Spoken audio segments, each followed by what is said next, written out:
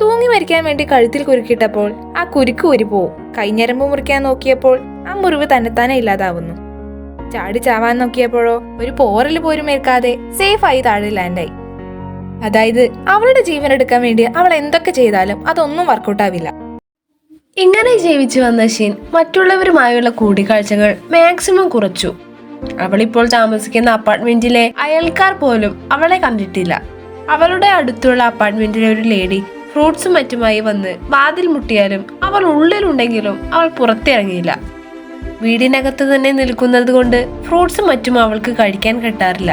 So ആ lady പോയതിനു ശേഷം ആ ഫ്രൂട്ട്സ് എല്ലാം എടുത്ത് ആർത്തിയോടെ അവൾ തിന്നുന്നുണ്ട്. അതുപോലെ അവൾക്ക് വരുന്ന പാർട്സൽ പോലും പുറത്തിറങ്ങി എടുക്കാത്തത് കാരണം അതൊക്കെ അവളുടെ അപ്പാർട്ട്മെന്റിന്റെ ഡോറിന്റെ പുറത്ത് അടിഞ്ഞുകൂടി കിടക്കാറുണ്ട്. ഇതേ സമയം മുന്നേ കാണിച്ചിരുന്ന ആ സ്കൂൾ വിദ്യാർത്ഥിനി കാങ് സ്കൂളിൽ എത്തിയ നേരം അവിടെയുള്ള കുറെ കുട്ടികൾ ചേർന്ന് അവളെ ഉപദ്രവിക്കുന്നുണ്ടായിരുന്നു. കുറച്ച് ക്യാഷ് എടുത്തു കൊണ്ടുവരാനായി ഈ കുട്ടികൾ അവളോട് പറഞ്ഞിരുന്നു. അത് കൊണ്ടു കൊടുക്കാത്തതിനാലാണ് അവർ ഇവളെ ഉപദ്രവിക്കുന്നത്. കങ്ങിന്റെ അങ്കിൾ ഒരു പോലീസ് ഓഫീസർ ആണെന്ന് അറിഞ്ഞുകൊണ്ടാണ് ആ കുട്ടികൾ ഇവളെ ഇങ്ങനെ ഉപദ്രവിക്കുന്നത്.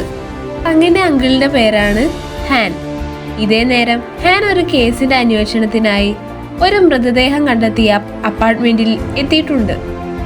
സിനിമയുടെ തുടക്കത്തിൽ കങ്ങിനെ ഫോളോ ചെയ്തു വന്നിരുന്നത് ഹാൻ ആയിരുന്നു. ഹാനിന്റെ തലയിലൂടെ ഒരുപാട് റെഡ് ലൈൻ പോകുന്നത് കണ്ടിരുന്നല്ലോ. അതായത് ഹാൻ ഒരു പ്ലേ ബോയ് ആണ്. ഏതായാലും ഹാൻ ഇപ്പോൾ വന്നിരുന്ന സ്ഥലത്തെ ഡെഡ് ബോഡി അവിടെയുള്ള ഒരു കോഫി ഷോപ്പിന്റെ മാനേജറായി വർക്ക് ചെയ്തിരുന്ന ഒരു ലേഡിയുടെയാണ്.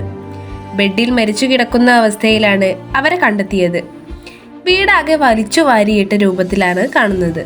അതുകൊണ്ട് വല്ല കള്ളന്മാർ വന്ന് മോഷണ സമയം കൊന്നിട്ട് പോയതാണോ എന്നൊരു ഡൗട്ടുണ്ട്.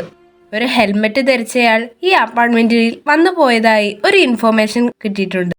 എന്നാൽ ഏതെങ്കിലും ഫുഡ് ഡെലിവറി ചെയ്യാൻ വന്ന ആളായിരിക്കണം എന്ന നിഗമനത്തിലാണ് അത് അവസാനിച്ചത്.